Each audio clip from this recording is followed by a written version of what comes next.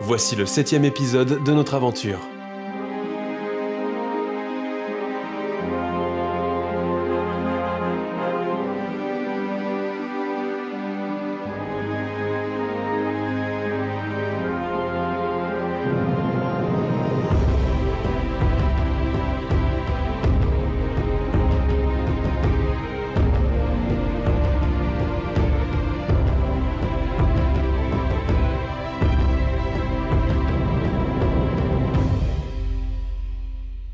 La boutique était petite et accolée à 2 hauts bâtiments, rendant l'étroitesse du lieu encore plus oppressante.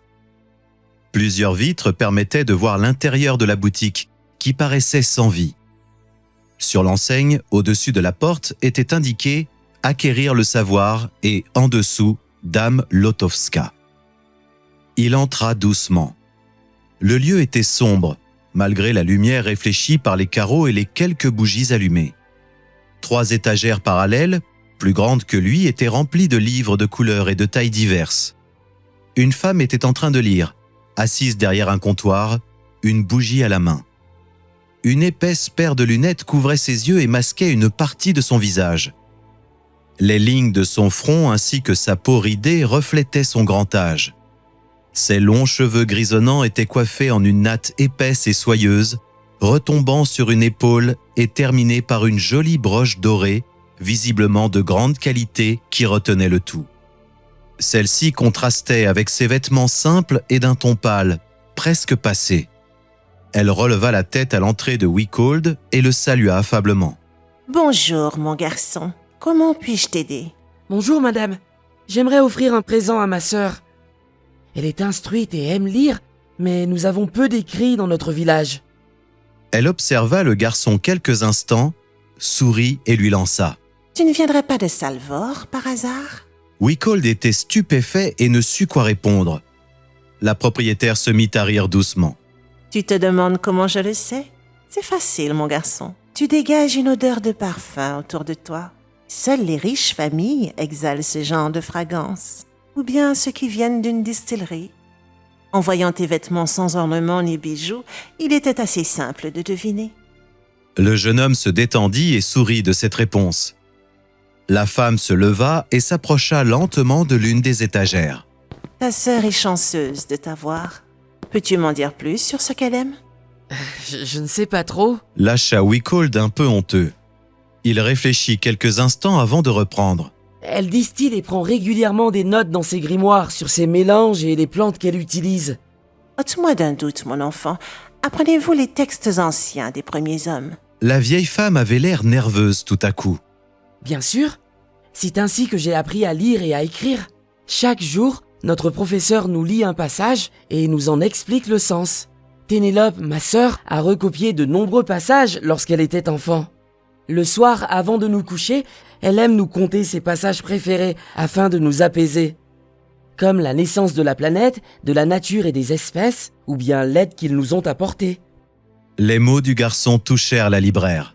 « Ta sœur est une bonne personne, et tu as l'air d'être un bon garçon. Je te ferai un prix. Combien as-tu pour ce présent ?» Le garçon, tout heureux, vida sa bourse sur le comptoir et compta les pierres précieuses. « J'ai 24 trillions. » « Malheureusement, ce n'est pas grand-chose, mon enfant. » répondit la vieille femme, désolée. Wickold la remercia, déçu, et s'apprêtait à quitter la boutique quand la propriétaire eut une idée. « J'ai une proposition à te faire. Je commence à me faire vieille et ma boutique prend la poussière. Si tu m'aides à ranger et à la nettoyer, je verrai ce que je peux faire. » « Je suis votre homme !» répondit Wickold d'une voix joyeuse et assurée.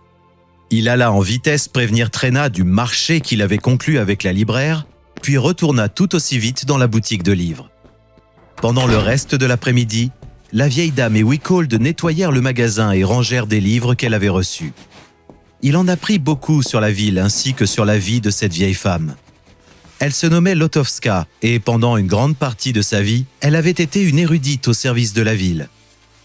Après la mort de son époux, elle avait tout quitté afin d'ouvrir sa boutique et vivre plus paisiblement, loin des manigances politiques.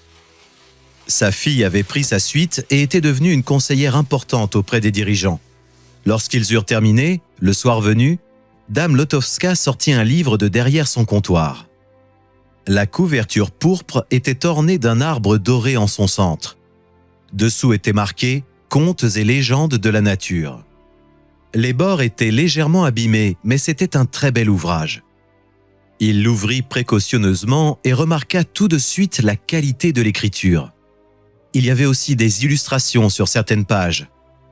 Il le referma, tout heureux en pensant au cadeau qu'il allait offrir à Ténélope. « Il est magnifique, mais que raconte-t-il » demanda Wickhald. L'ouvrage rassemble le nom de toutes les plantes et créatures de ce continent. Nous connaissons peu du monde qui nous entoure, mais d'autres hommes prennent le temps de noter ce qu'ils découvrent.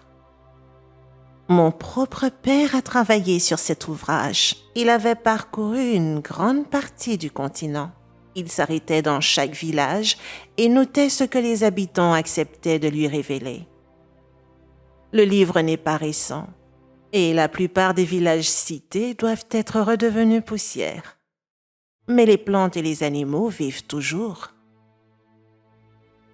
Mon père aimait me parler de l'abouila, du tulilopier et de bien d'autres arbres que ma mémoire a oubliés. Wickhald l'écoutait avec attention. Il n'existait pas, dans son village, d'homme ayant tout quitté pour voyager. Il voulut en apprendre plus sur ces explorateurs, mais il se faisait tard. Il vida sa bourse, remercia Lotowska et quitta la boutique. Il déposa le livre dans le chariot et l'enveloppa religieusement dans un linge afin de le protéger. Trena était en pleine affaire et la foule ne diminuait pas. Il profita alors du temps qui lui restait pour visiter l'extérieur des murs. Il trouva rapidement une sortie au sud de Parcia et sortit, puis emprunta le chemin qui s'enfonçait dans la forêt. La lumine se couchait lentement, laissant place à l'obscurité grandissante. Mais que fait Wickhald? Quel inconscient! La suite de l'aventure, la semaine prochaine.